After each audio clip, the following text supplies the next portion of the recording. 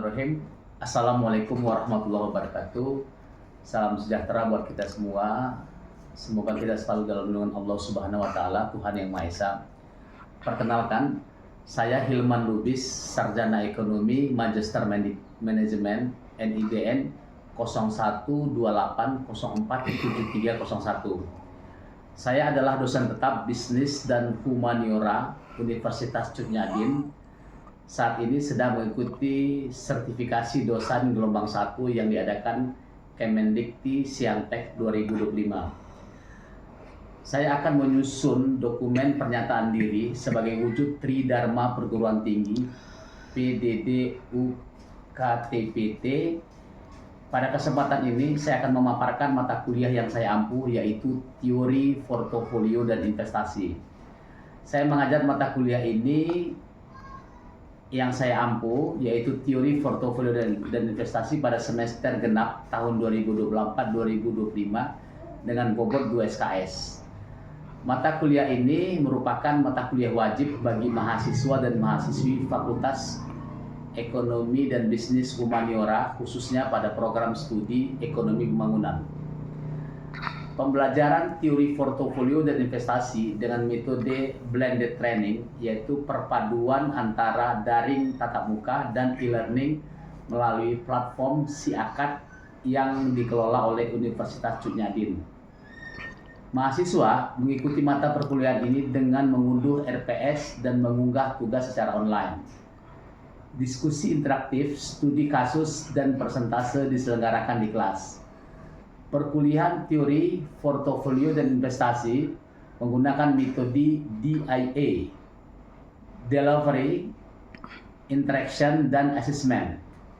Metode pembelajaran yang saya gunakan bersifat aktif, timbal balik, partisipatif, dan berdasarkan pengalaman nyata selaku saya sebagai praktisi. Di antaranya ceramah interaktif, membangun pemahaman konseptual mahasiswa, membuka cakrawala berpikir, mengajak mahasiswa untuk aktif dan selalu dalam berbagai macam media yang dijadikan sebagai sumber informasi pembelajaran. Diskusi kelompok dan kolaborasi dalam bentuk ceramah secara kontinu, menyelesaikan studi kasus, proyek-proyek real, dan lain-lain, dengan harapan mahasiswa mampu mengenal bentuk-bentuk investasi, resiko, dan tingkat pengendalian diri, dan masing-masing bentuk investasi dari materi yang dipelajari. Selain itu, dicapai lulusan CPL yang diharapkan. Pertama, mahasiswa mampu mandiri memahami pengetahuan yang luas tentang bentuk-bentuk dan jenis-jenis investasi. Yang kedua, mahasiswa mampu memahami jenis-jenis investasi dan bentuk-bentuk investasi, risiko, dan tingkat pengembalian return suatu investasi.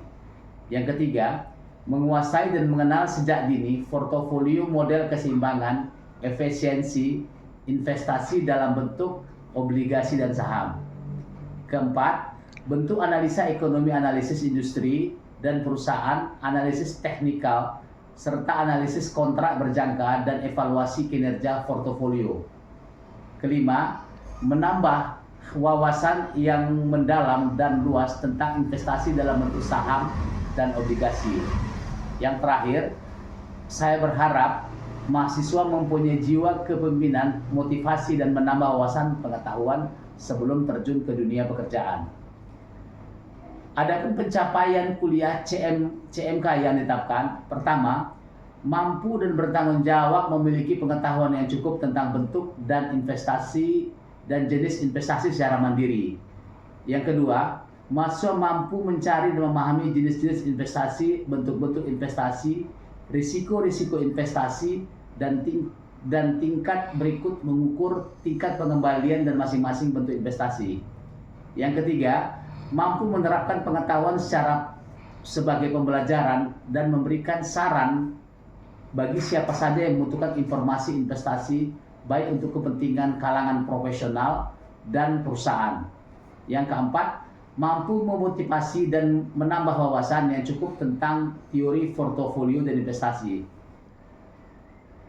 dan mampu mengembangkan wawasan dan memperoleh tambahan pengetahuan dari berbagai macam sumber bacaan, baik elektronik dan non-elektronik. Kedepannya, saya berharap mahasiswa mampu sebagai leader dan sebagai konsultan keuangan yang handal dan mumpuni. Media pembelajaran.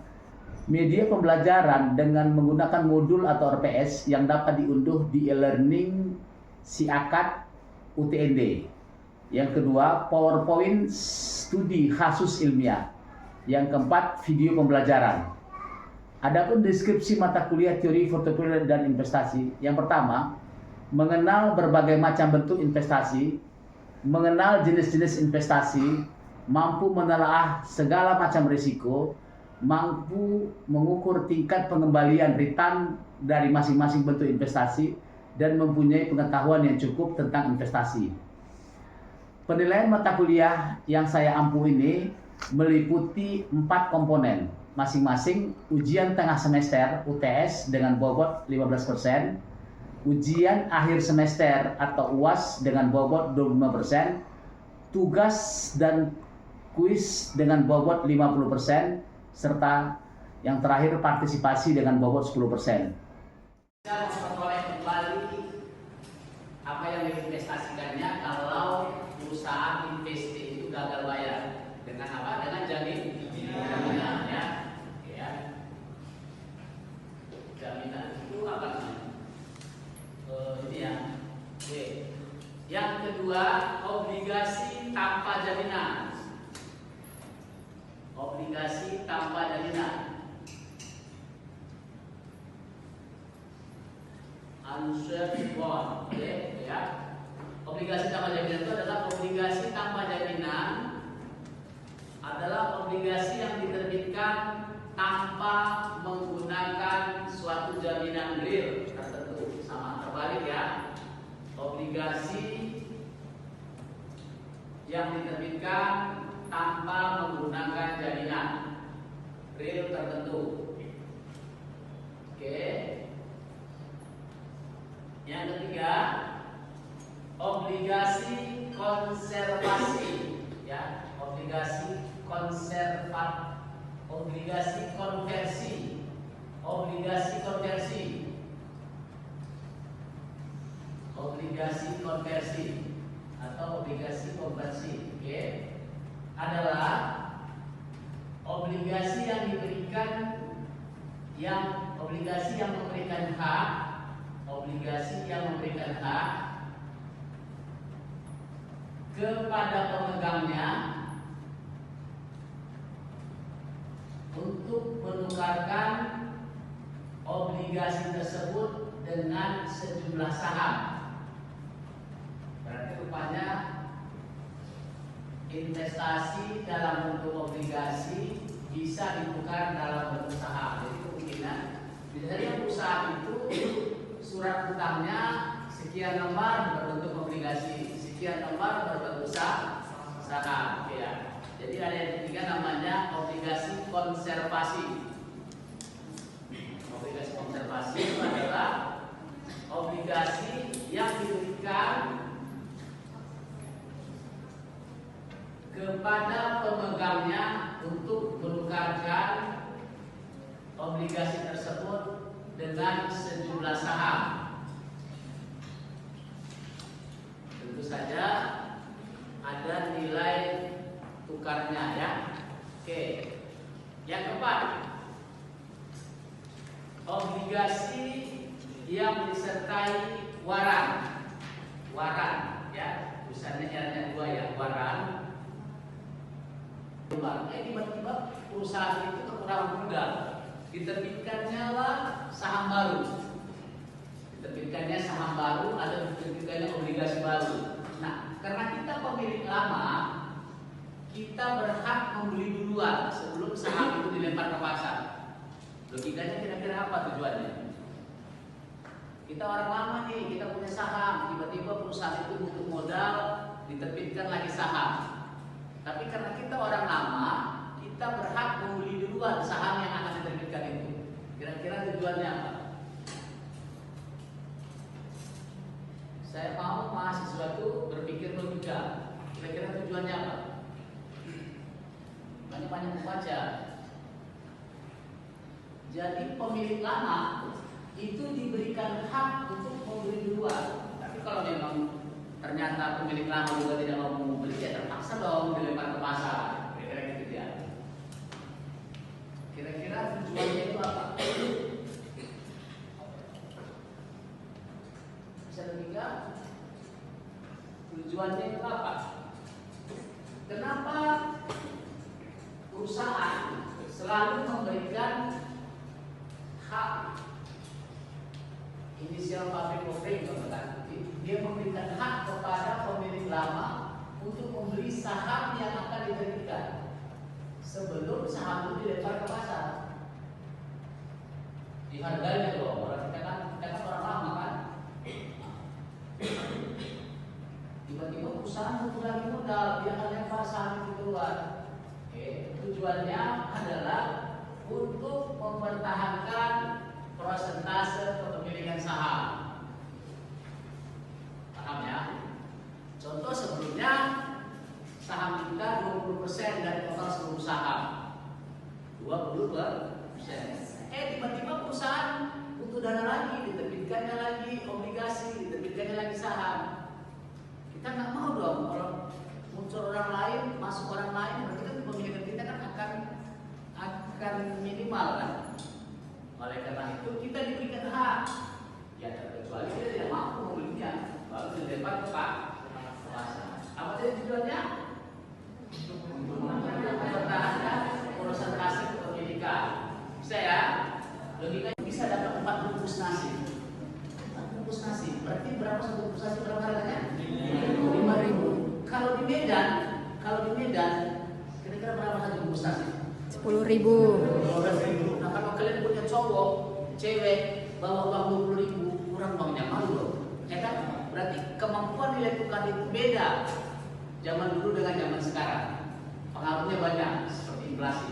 Itu namanya nilai tukar. Nilai tukar itu berarti apa? Kemampuan uang ditukar dengan barang atau jasa. Contoh kalau jasa, contoh dengan uang 20.000 kita bisa mungkin beberapa tahun yang lalu ke Tanjung Balai. Sekarang nggak cukup fokus ke Tanjung Balai, harus dengan 20.000 tambah lagi 10.000, dengan 50.000 baru bisa berangkat ke sana. Iya kan? Kira-kira gitu. Itu namanya nilai tukar. Berarti apa tadi nilai tukar? Ya, barang dan jasa. Saham sama obligasi. Ini saya jujur kadang-kadang tak percaya sama nilai puas. Begitu saya tahu ada yang menjawab siapa namanya, langsung saya pikir aja nilai A. Ya, karena itu menunjukkan kompetensi ya. Oke, siapa yang tahu beda investasi dalam bentuk saham dengan obligasi? Ini pengetahuan umum. Coba. Apa itu investasi dalam bentuk saham? Apa itu bedanya dengan bentuk obligasi? Oke. Sebelum ke situ ya, dalam nilai uang ini ada 3 nilai di sini. Berapa nilai? 3 nilai. Satu lagi, yang pertama namanya nilai nominal. Nilai nominal. Siapa yang tahu berapa nilai nominalnya ini? 20.000. Berarti dengan kata lain nilai nominal itu adalah nilai yang tertera dalam mata uang. Itu namanya nilai nominal. Yang kedua adalah nilai intrinsik. Itu yang tahu BI. Nilai intrinsik itu boleh catat. Nilai intrinsik itu adalah biaya pembuatan uang. Logika berpikir kita, kalau nilainya 20.000 nggak mungkin dong biaya pembuatannya di atas 20.000. Berarti di bawah 20.000. Nilai intrinsik, nilai nominal tadi nilai yang tertera. Nilai intrinsik itu namanya nilai atau harga pembuatannya. Kira-kira gitu ya. Itu nilai intrinsik. Itu yang tahu ini. Ya, tapi logika kita berpikir kalau nilai nominalnya 20.000, berarti biaya pembuatannya selalu di bawah 20.000 lah, walaupun sebenarnya itu tidak ada profit and loss-nya. Oke, satu lagi yang paling penting. Apalagi yang paling penting, nilai tukar. Nilai tukar. Nilai tukar itu apa saja yang bisa? Nilai tukar itu apa? Salah satu fungsi uang kan seperti alat tukar menukar. Apa itu nilai tukar? Coba. Saya tadi